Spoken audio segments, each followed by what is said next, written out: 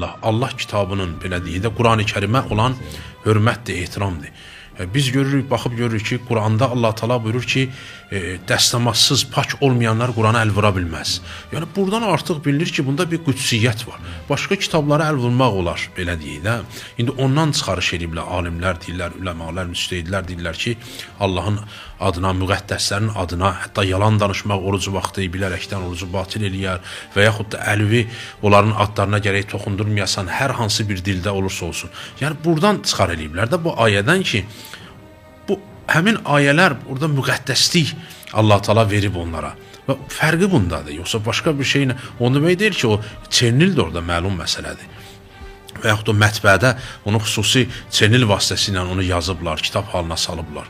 Amma orada olan qüdsiyyət nədir? O Bişir Hafi adında bir şəxs olub, deyirlər, övliyalardan olub. Əvvəl deyirlər, bu əyyaşlıq eləyirmiş.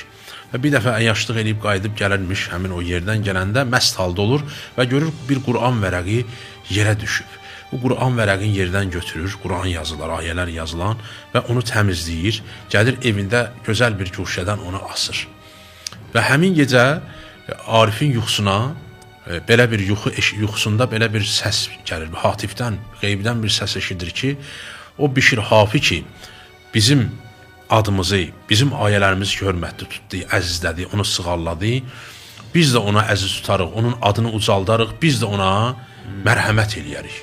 Və ayıldı yuxudan dedi, Bişir Hafi tüyünü məst olan adamdır və nəsə bunu doğru yuxuya oxşamır. Bu minvallə bir də yatdı. 3 dəfə deyirlər bu yuxuda buna bu söz deyildi və gəldi döydü Bişir Hafini. Dedilər, yoxdur burada, hardadır? Dedilər, gedib yerdə o məclislərdədir ki, o məclisdə əyyaşlıq eləyirlər və doğru olmayan bir məclisdədir və gəldi qapıdan həmin Arif Bişir Hafini çağırtdırdı. Düzdür, bəzilər yazır, İmam Musa Kazım keçirmiş oradan, o çalğını eşidir, əyləncəni eşidir.